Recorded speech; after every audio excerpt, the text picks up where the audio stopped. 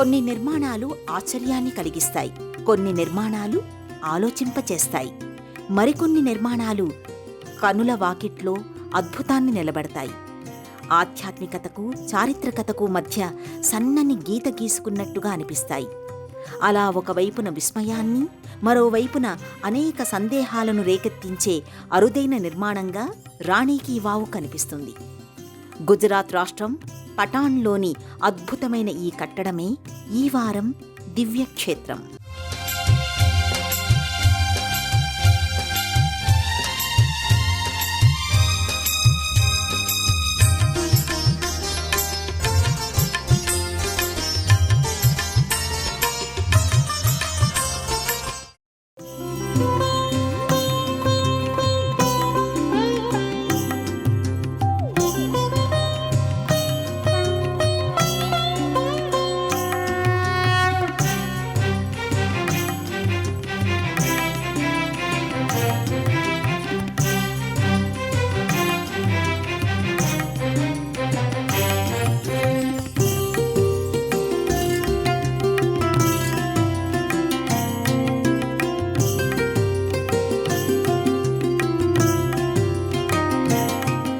గుజరాత్ ఆలయాల నగరంగానే చెప్పుకోవాలి.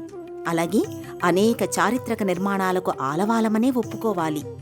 ఎంతోమంది రాజుల ఏలుబడిలో ఈ ప్రాంతం చారిత్రక పరంగానూ ఆధ్యాత్మిక పరంగానూ వైభవాన్ని చూసింది. ఆ రాజరికానికి, ఆనాటి రాజుల అభిరుచులకు, కళాత్మకతకు నిదర్శనంగా ఈ నిర్మాణాలు ఇక్కడ కనిపిస్తూనే ఉంటాయి. కాలంలోకి జారిపోయిన వాస్తవాలను పరిగెత్తుకెళ్లి పట్టుకొచ్చి ఆ విశేషాలను మన ముంగిట విప్పుతూనే ఉంటాయి. అలాంటి విశేషాల సముదాయంగా, అద్భుతమైన శిల్పాల సమాహారంగా రాణి కీ వావ్ కనిపిస్తుంది. రాణి కీ వావ్ అంటే రాణిగారి మెట్లబావి అని అర్థం.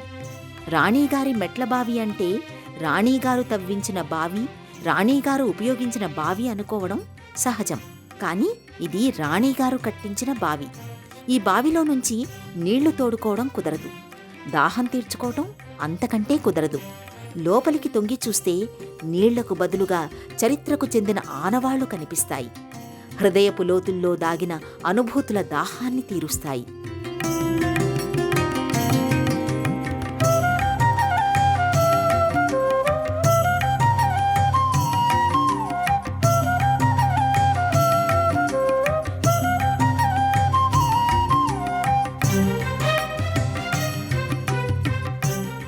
పటాన్ బస్టాండ్కి 3.5 కిలోమీటర్ల దూరంలోనే రాణి కీ వావ్ తన ఘనచరిత్రను చాటుతోంది. ఈ ప్రదేశానికి చేరుకోగానే చల్లని నీడనిచ్చే చెట్లు, పచ్చని మైదానం మనసుకు ఆహ్లాదాన్ని అందిస్తాయి. సాధారణంగా ఏ ప్రాచీన నిర్మాణాన్ని చూడడానికి వెళ్ళినా దూరం నుంచే ఆ నిర్మాణం మనకి కనిపిస్తూ ఉంటుంది. అడుగులు వడివడిగా వేయమని మనలను తొందర చేస్తూ ఉంటుంది. కానీ ఈ ప్రదేశంలో నేలపై కనిపించే అలాంటి నిర్మాణం ఏదీ ఉండదు. ఇక్కడ ఉన్నది భూగర్భ నిర్మాణం. అదే రాణిగారి మెట్లబావి.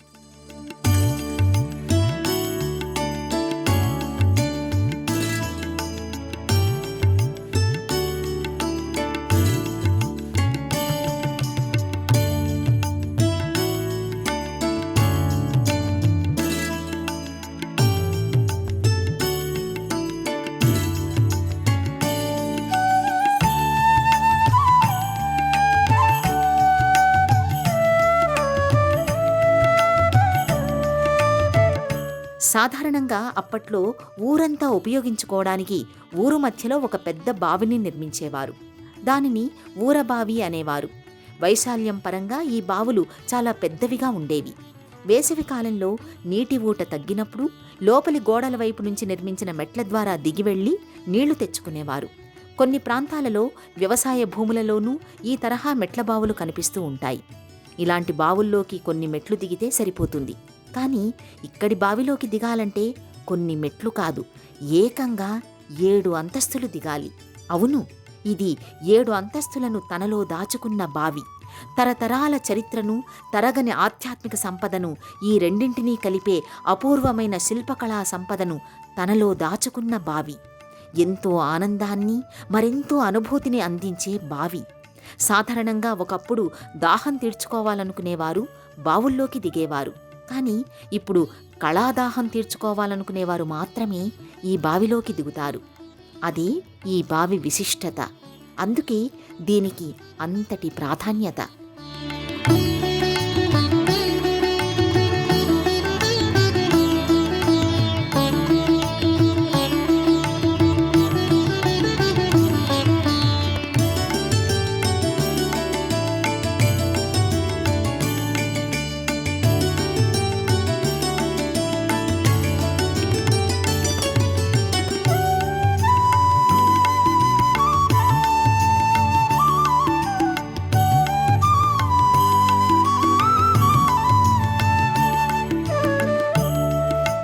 ఈ బావిని చూడగానే ఇక్కడ ఎవరు నిర్మించారు, ఎందుకు నిర్మించారు అనే ఒక సందేహం తప్పకుండా కలుగుతుంది. ఆ సందేహాలకు సమాధానంగా రాణి ఉదయమతి పేరు వినిపిస్తుంది. ఒకప్పుడు ఈ ప్రాంతాన్ని పాలించిన సోలంకి రాజవంశీకుడైన మొదటి భీమ్దేవ్ జ్ఞాపకార్థం ఆమె ఈ బావిని నిర్మించిందని చెబుతారు. సోలంకి రాజవంశీకులు ఈ ప్రాంతాన్ని చాలా కాలం పాటు పరిపాలించారు. వాళ్లలో రాజా భీమ్దేవ్ ఒకరు. భీమ్దేవ్ భార్య రాణి ఉదయమతి. భర్త పట్ల ఆమెకి ఎంతో ప్రేమాభిమానాలు ఉండేవి. తన భర్త మరణం తరువాత ఆమె ఆధ్యాత్మిక విషయాల పట్ల ఎక్కువగా దృష్టి పెట్టిందట. తన భర్త జ్ఞాపకార్థంగా ఆయనకిష్టమైన శిల్పకళకు ప్రాధాన్యతనిస్తూ ఆమె ఈ బావిని నిర్మించిందని చెబుతారు. ఈ బావిలోని ప్రతి ఇటుక, ప్రతి స్తంభం, ప్రతి శిల్పం భర్త పట్ల ఆమెకు గల అనురాగానికి, ఈ నిర్మాణం పట్ల ఆమెకి గల అంకిత భావానికి అద్దం పడతాయి.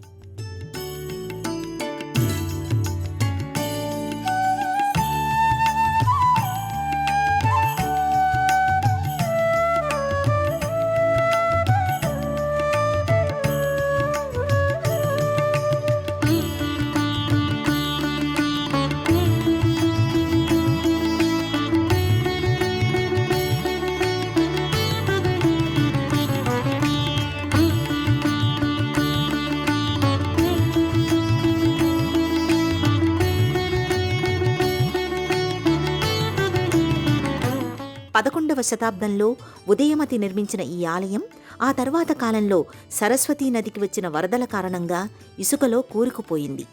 నేలబారుగా ఉన్న ఈ బావిపై వరదలు ఒక్కసారిగా విరుచుకుపడిన కారణంగా బావి పైభాగం వరకు ఇసుక మేట వేసింది.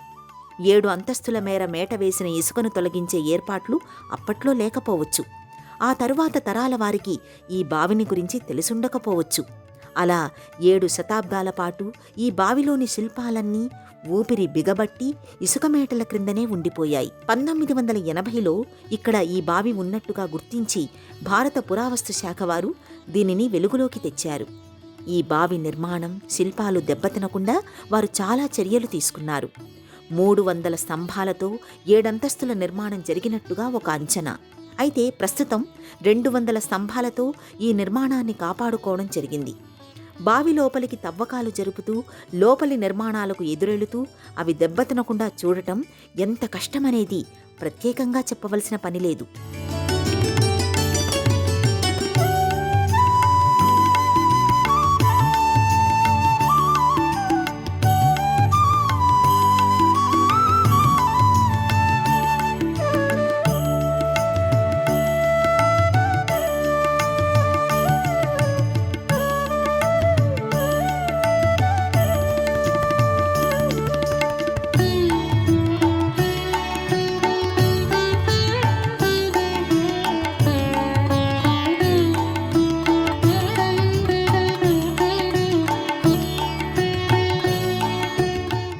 బావిలోని శిల్పకళ సూర్యుడి వెలుగుతో కొత్త ఊపిరి పోసుకుంది, కొత్త ఉత్సాహాన్ని తెచ్చుకుంది.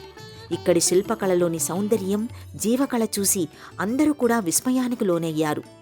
భూగర్భ నిర్మాణాలకు సంబంధించి ఇంత అద్భుతమైన నిర్మాణాన్ని ఇంతవరకు చూసింది లేదనే అభిప్రాయాలను వ్యక్తం చేశారు. 2014లో యునెస్కో వారు ప్రపంచ వారసత్వ సంపదగా గుర్తించారు. ఆ మధ్య వచ్చిన కొత్త 100 రూపాయల నోటుపై ఈ నిర్మాణం చోటు సంపాదించుకుంది. రాణి ఉదయమతి నిర్మించిన ఈ బావిని భూగర్భ కోటగా, భూగర్భ ఆలయంగా కూడా అభివర్ణిస్తూ ఉంటారు. సాధారణంగా కాస్త లోతైన బావిలోకి దిగుతూ వెళుతున్న కొద్దీ వెలుతురు, ఆక్సిజన్ తగ్గుతూ పోతాయి. లోపలంతా చీకటిగా అనిపించడం, శ్వాసలో ఇబ్బంది ఏర్పడటం జరుగుతూ ఉంటుంది. కానీ ఈ బావిలోకి దిగిన వారికి అలాంటి ఇబ్బంది కలగదు. చాలా లోపలి వరకు కూడా వెలుతురు, గాలి ధారాళంగానే ఉంటాయి. ఈ బావి నిర్మాణ విశేషాలలో ఇది ప్రధానమైనదిగా చెప్పుకోవచ్చు.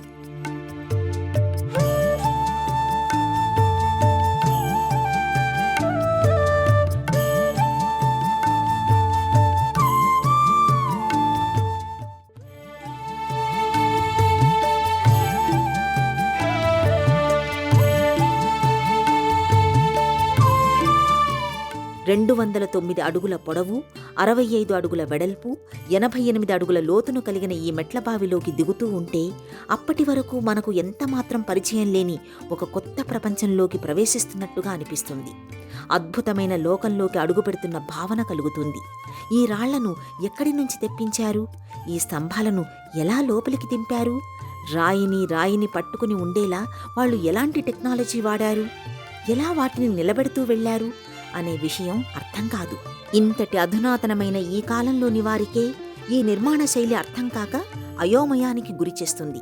ప్రతి స్తంభం 3 భాగాలుగా కనిపిస్తుంది. పాదభాగంలోనూ, మధ్య భాగంలోనూ, పై భాగంలోనూ సూక్ష్మమైన చిత్రాల అల్లిక అబ్బురపరుస్తుంది. మంటపాలన్నీ కూడబలుక్కుని పైకి తన్నుకొస్తున్నట్టుగా అనిపిస్తాయి. ప్రతి అంతస్తుకి సంబంధించిన గోడలపై అనేక శిల్పాలు తమని తాము ఆవిష్కరించుకుంటూ నిజమో భ్రమో తెలియని ఒక స్థితిలోకి మనలను తీసుకుని వెళ్లి నిలబడతాయి. ప్రతి అంతస్తులోని గోడలపై గల శిల్పాలను తదేకంగా చూస్తే వరుస క్రమంలో అమర్చబడిన ఆ శిల్ప చిత్రాలన్నీ నిదానంగా జరుగుతున్నట్టు, కదులుతున్నట్టు, ఆ వరుస వరకు ఒక పట్టీలా మన చుట్టూ తిరుగుతున్న భావన కలుగుతుంది. అంతస్తుకి మధ్య గల అల్లికల అందాలను గురించి చెప్పడానికి అక్షరాలు చాలవు. అలాంటి అల్లికలు గతంలో ఎక్కడా చూసిన గుర్తు కూడా రాదు. ఆ నగిశీలలోని నాజూకుదనం ఆలోచనలలో నుంచి బయటపడనీయదు.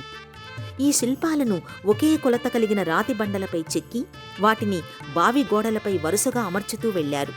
అల్మారాలలో అమ్మకానికి ఉంచిన అందమైన ప్రతిమల మాదిరిగా, ప్రదర్శనశాలలో ఉంచిన కళాఖండాల మాదిరిగా ఈ శిల్పాలు కనువిందు చేస్తాయి. కలల అలలపై మనసు పల్లకీని మోసుకెళతాయి. ప్రతి దేవతా శిల్పానికి గల నేపథ్యంలోనూ సూక్ష్మమైన ప్రతిమలు, అతి సూక్ష్మమైన అల్లికలు కనిపిస్తాయి.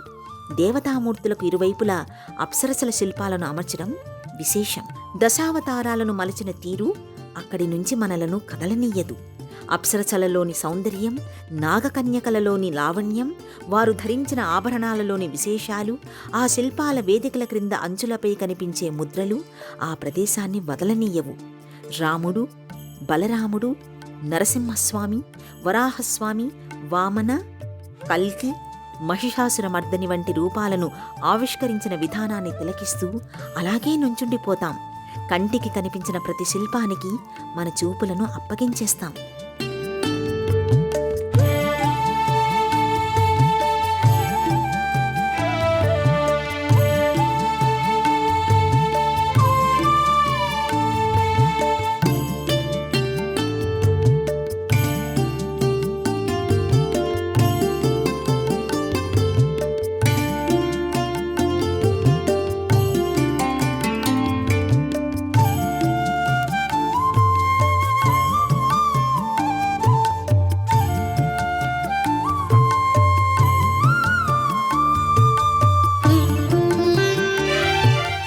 ఇదే గోడపై తీర్చిదిద్దిన దిక్పాలకుల మూర్తులు, యోగినీ మాతలు, యక్షుల చిత్రాలు ఔరా అనిపించక మానవు. ఇక ఈ మెట్ల బావిలోకి దిగుతూ ఏ అంతస్తు నుంచి చూసినా ఒకే దృష్టికోణంలో కనిపించే అనంత పద్మనాభస్వామి మూర్తి శిల్పం ఒక అద్భుతమనే చెప్పాలి. ఎటు చూసినా కనులకు విందు చేసే అద్భుతమైన శిల్పాల ఆవిష్కరణే. ఏ వైపు తల తిప్పినా సమ్మోహన శిల్పాల సాక్షాత్కారమే. ఒకసారి చూసిన ఏ శిల్పాన్ని ఇక మర్చిపోలేము. మనసున్నంత వరకు అది మనతోనే ఉంటుంది. అనుభూతుల రెక్కలు తొడుక్కుని హృదయాకాశంలో ఎగురుతూనే ఉంటుంది.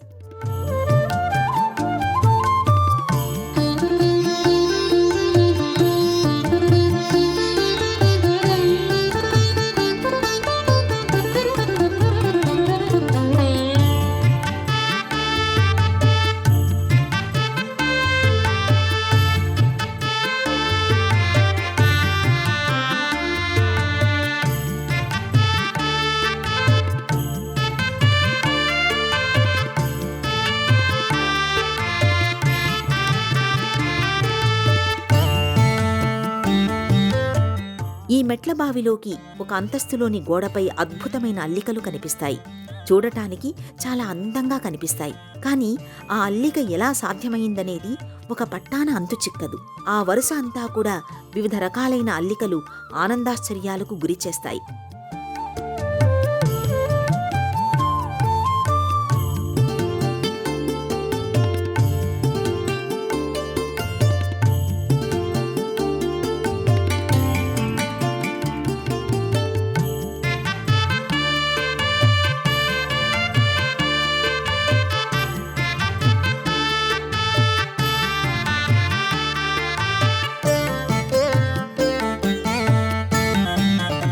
పటాన్ పట్టణం పటోలా చేనేత చీరలకు ప్రసిద్ధి.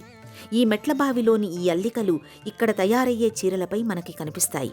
అంటే అప్పటి నుంచి కూడా ఈ కళ తరతరాలుగా వస్తుందనే చెప్పుకోవాలి. ఈ అల్లికలు కొత్తవారు అర్థం చేసుకోవడానికి చాలా కాలం పడుతుంది. అందువలన తరతరాల నుంచి వస్తున్న ఇక్కడి కుటుంబాల వారే ఈ చీరలను నేస్తూ ఉంటారు. అంతటి నైపుణ్యం సంపాదించిన వారికే ఒక్కో చీర నేయడానికి 6 నెలల సమయం పడుతుందట. అందుకు తగినట్టుగానే ఆ చీర ఖరీదు కూడా ఉంటుంది. ప్రాచీన హస్తకళలకు సంబంధించిన అతి ఖరీదైన వస్తువులలో ఈ చీర కూడా ఉంటుందనే చెప్పాలి. ఈ చీర ధరించడాన్ని ఒక హోదాగా భావించేవారు చాలామందే కనిపిస్తారు. ఈ మెట్ల బావి 7 అంతస్తులుగా ఉండటం ఒక విశేషం. భారీ శిలలపై శిల్ప సౌందర్యాన్ని ఆవిష్కరించటం, ఆ రాతి బండలను స్తంభాలను లోపలికి దింపడం, ఇలా అన్నీ కూడా చాలా విశేషంగానే కనిపిస్తాయి. అంతేకాదు, పైనుంచి చూస్తే ఈ మెట్లబావి దీర్ఘ చతురస్రాకారంలో కనిపిస్తుంది. కొన్ని మెట్లు దిగి లోపలికి వెళ్లిన తరువాత చతురస్రాకారంగా అనిపిస్తుంది. ఆ తరువాత మరికొంత క్రిందికి వెళ్లి తల పైకెత్తి చూస్తే వలయాకారంలో కనిపిస్తుంది. గుండ్రంగా ఉన్న ఊరబావిలోకి దిగిన భావన కలుగుతుంది. ఇది ఆనాటి నిర్మాణ నైపుణ్యానికి కొలమానంగా చెప్పుకోవాలి.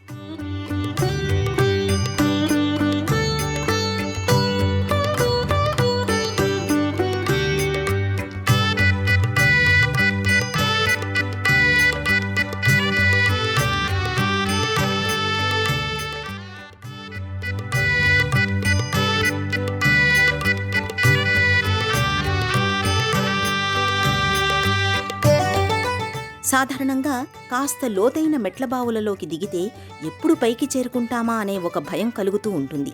ఏమాత్రం కాలు జారినా పడిపోతామేమో అనే ఒక ఆందోళనతో గుండె వేగం పెరుగుతుంది. కానీ రాణికి వావులో మాత్రం అలాంటి ఆలోచనే రాదు.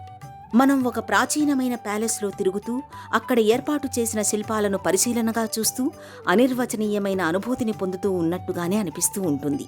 ప్రస్తుతం ఈ బావిలో 4 అంతస్తుల వరకే క్రిందికి వెళ్లనిస్తున్నారు. 5, 6, 7 అంతస్తులకు దిగడానికి అనుమతి లేదు. అడుగున కొంత నీరు కనిపిస్తుందని అంటారు.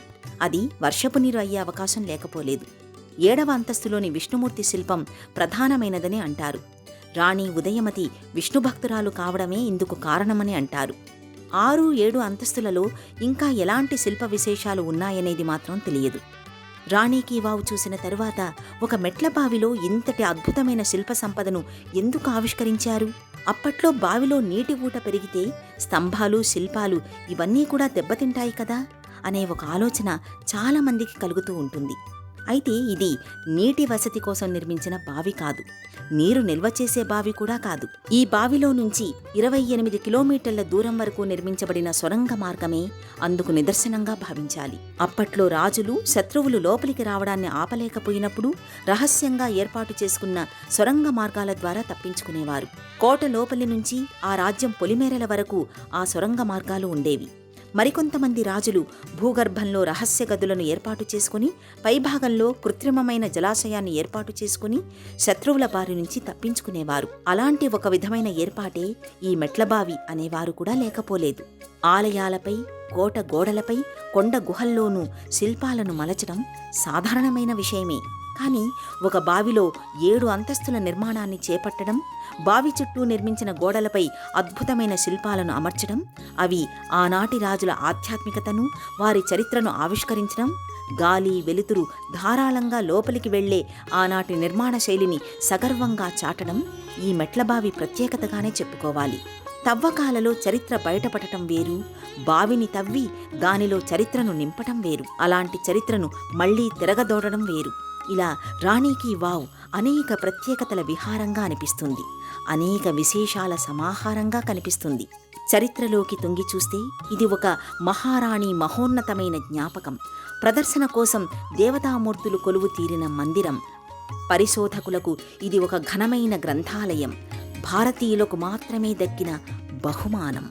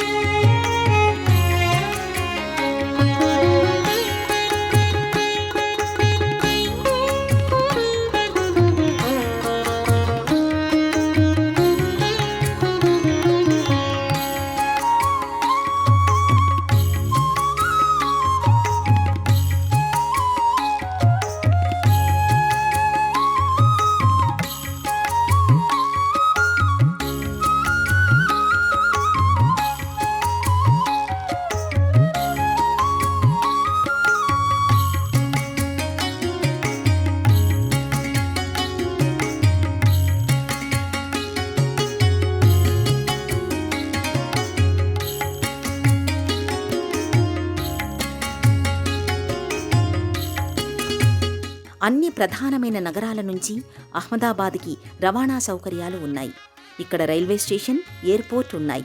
ఇక్కడి నుంచి స్థానిక వాహనాలలో పటాన్ చేరుకోవచ్చు. ఈ అద్భుతమైన దివ్యక్షేత్రాన్ని సందర్శించవచ్చు.